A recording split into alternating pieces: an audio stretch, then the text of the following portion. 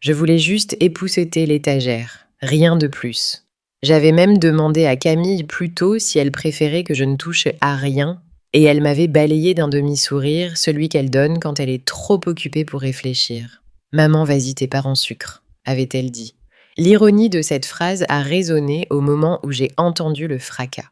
Le vase a heurté le parquet dans un ralenti irréel, bien qu'en vérité il ait dû se briser en moins d'une seconde.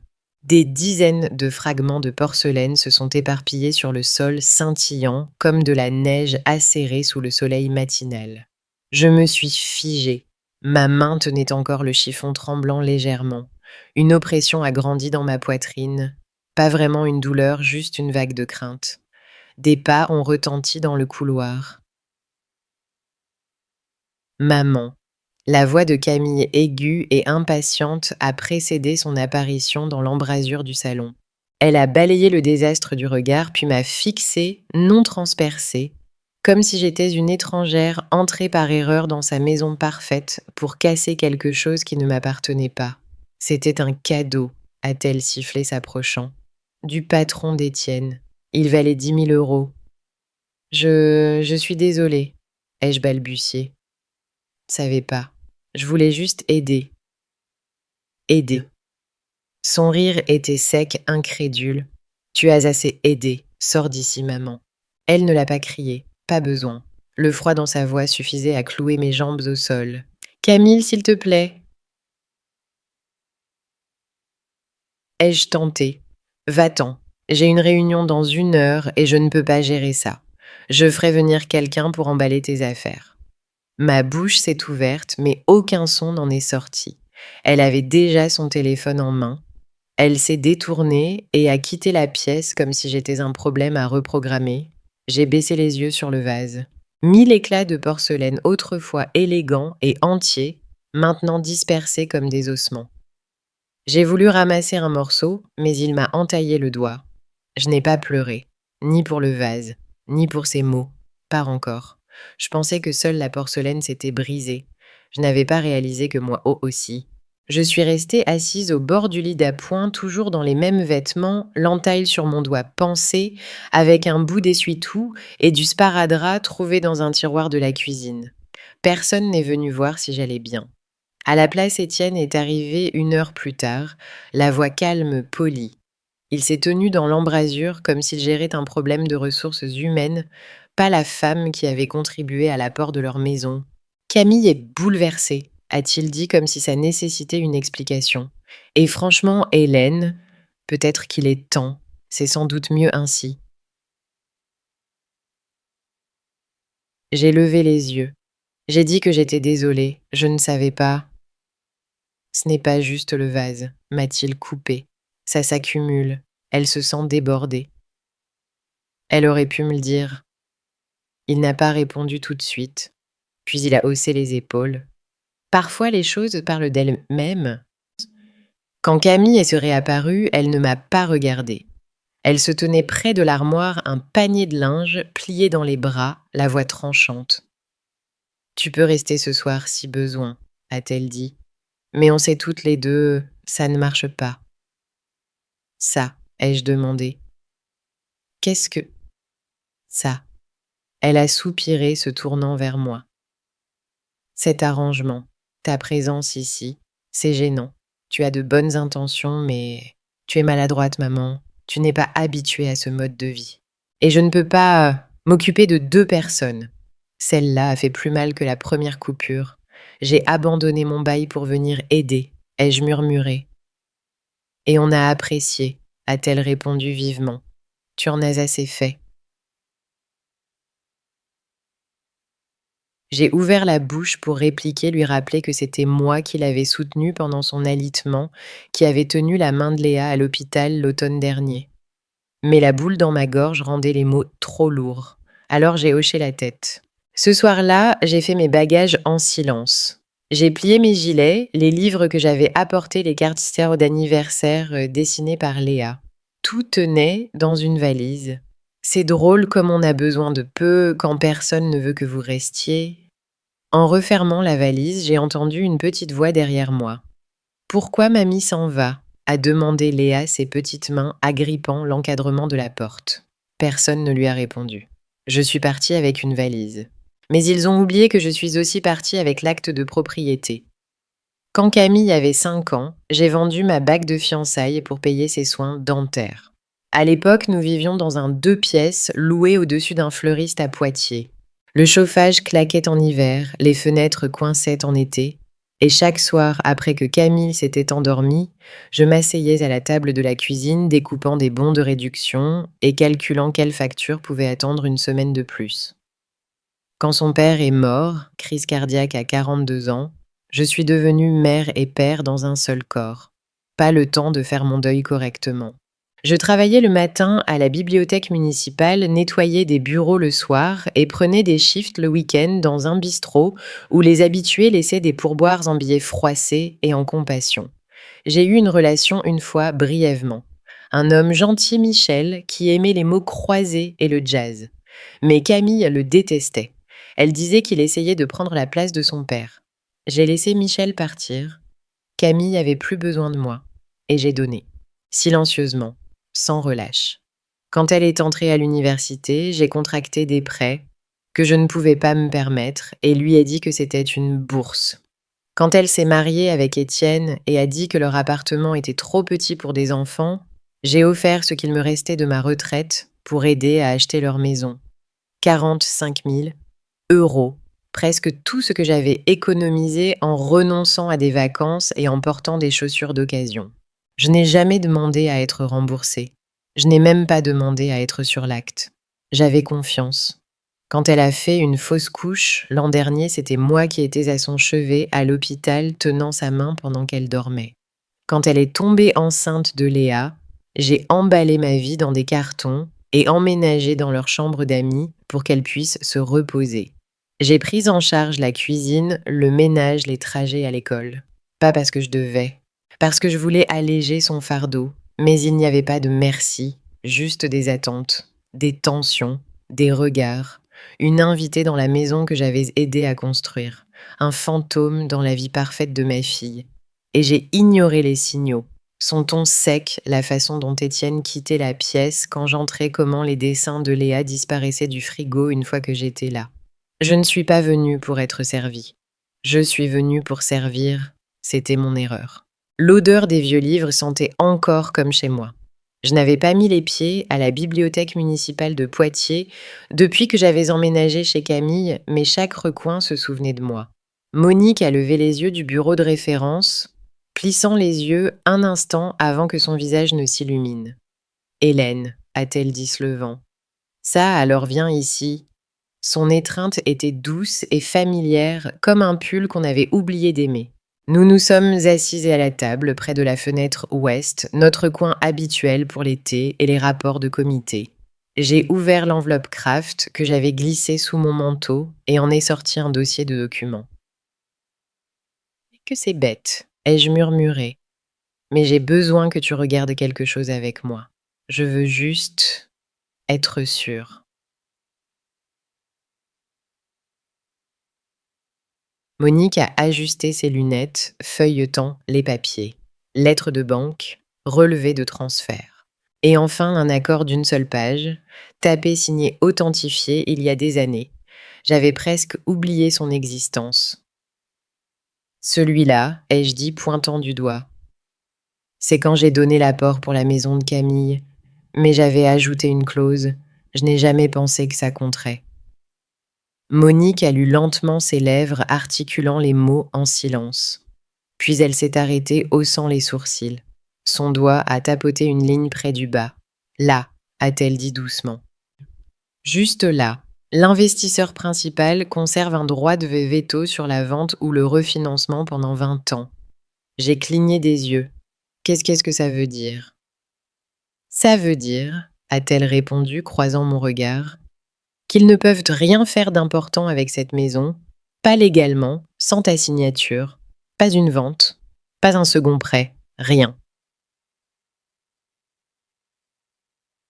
J'ai fixé le papier, l'encre encore nette, les mots soudain chargés de sens.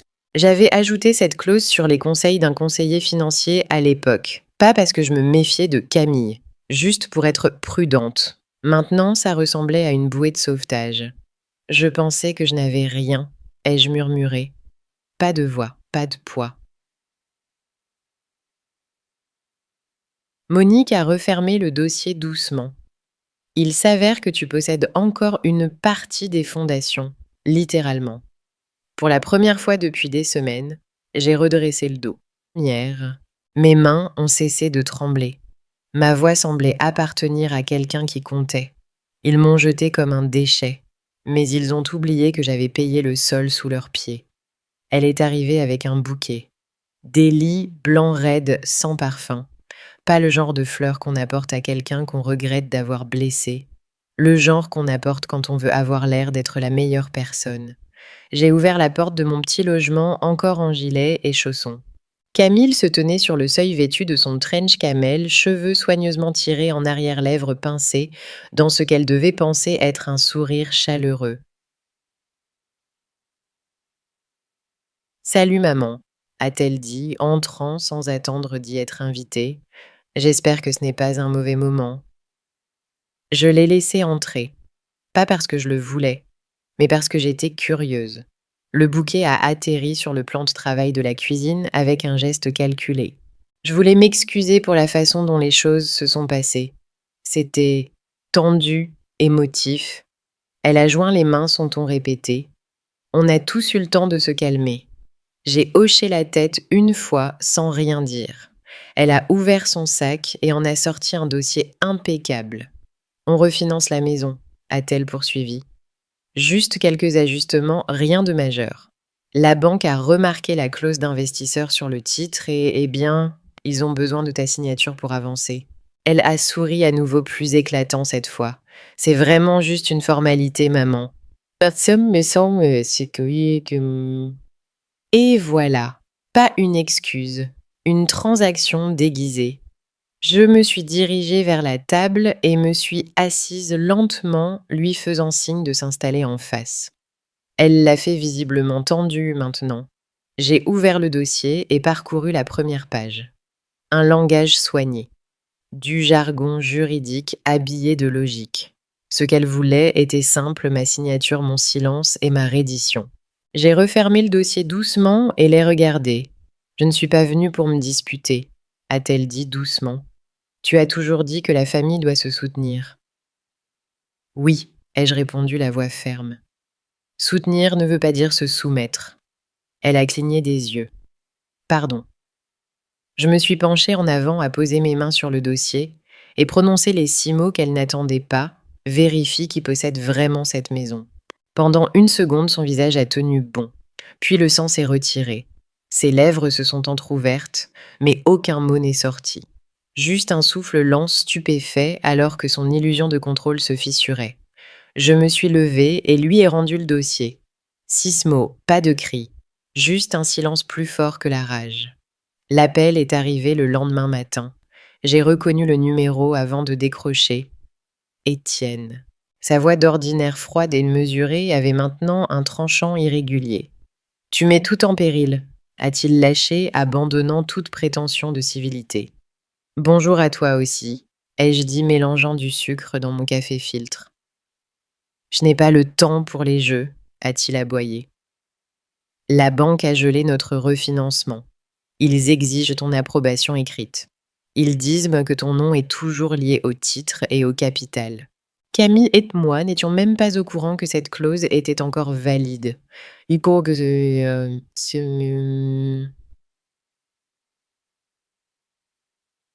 dommage, ai-je répondu. Il y a eu une pause, puis le bruit de ses pas nerveux. Écoute, on essaie de rester courtois. Mais si tu ne signes pas la décharge, on devra envisager des options judiciaires. Tu entraves notre liberté financière. Ronnie a failli me faire rire. Tu veux dire comme quand je dérangeais vos dîners en lavant la vaisselle trop fort, ai-je dit calmement, ou quand j'étais trop présente au récital de danse de Léa. Hélène, voyons, a-t-il dit adoucissant à peine son ton. Soyons raisonnables. Tu as eu ton moment, ne rends pas ça laid. Vas-y, ai-je répondu. Rends-le aussi laid que tu veux. J'ai gardé chaque reçu, Étienne. Chaque virement bancaire, chaque contrat, chaque document, y compris ceux où mon nom figure juste à côté du tien sous propriété. Silence. Tu penses que je n'ai pas fait attention toutes ces années? Ai-je ajouté. Tu pensais que j'oublierais ce que j'ai donné juste parce que je n'ai jamais rien demandé en retour? Il a essayé de se ressaisir. Tu sais que ça n'aide personne, ni Camille, ni Léa. Et voilà, il utilisait Léa comme levier. C'est à ce moment que j'ai su que j'avais pris la bonne décision. Ce n'est pas moi qui ai brisé cette famille, Étienne. Je me contente de m'éloigner du désastre que vous avez créé. J'ai raccroché. Dehors, un carillon de voisins tintait doucement dans la brise. J'ai enroulé mes mains autour de la tasse de café et me suis assise près de la fenêtre, laissant la chaleur pénétrer mes os. Ils m'ont traité de faible, mais leurs fondations se sont effondrées avant que les miennes ne vacillent. Léa a eu 7 ans samedi dernier. Je n'ai pas fait de gâteau. Je n'ai pas noué de ruban.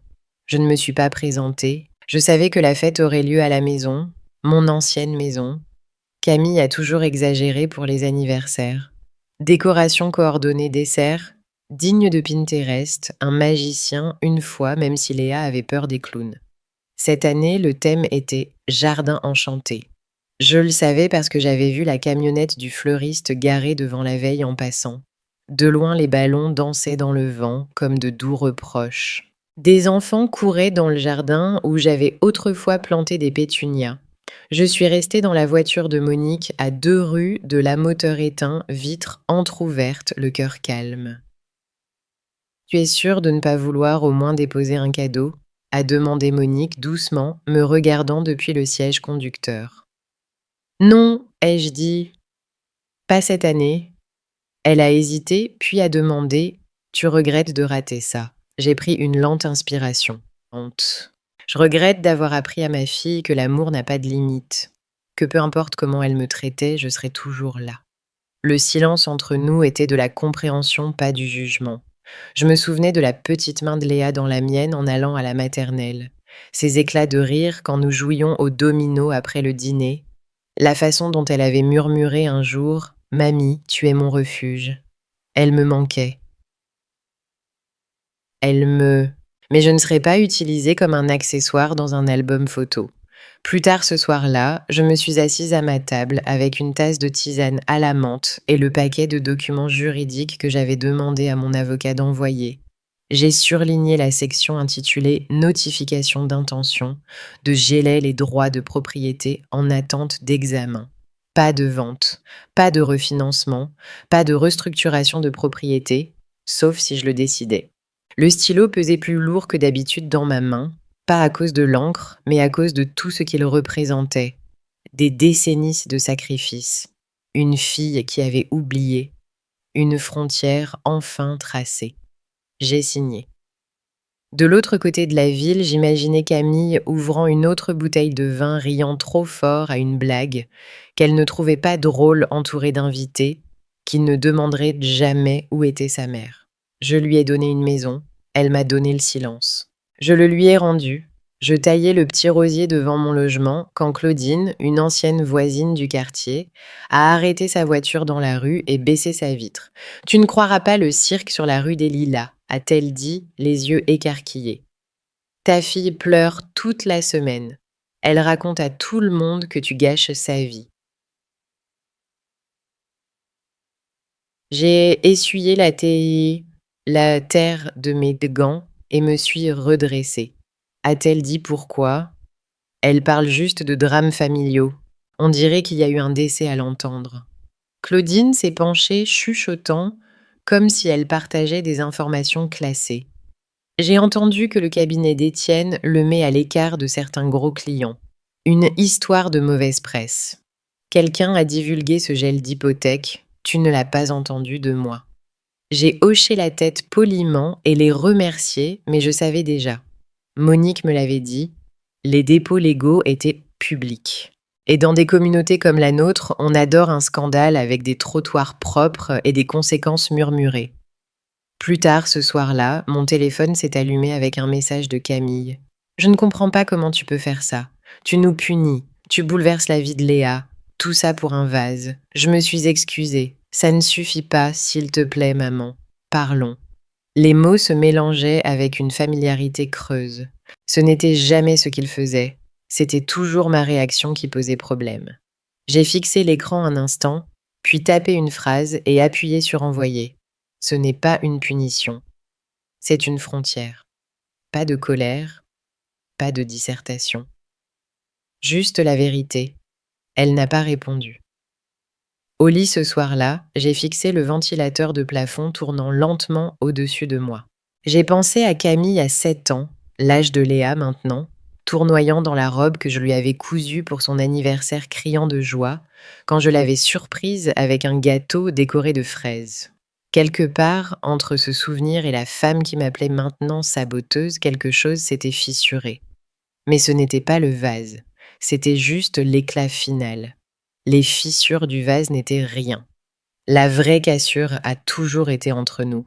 L'enveloppe était rose pâle avec des timbres mal alignés et un nom griffonné en marqueur violet vif, Mamie. Pas d'adresse de retour, mais j'ai reconnu l'écriture avant même de l'ouvrir. Léa.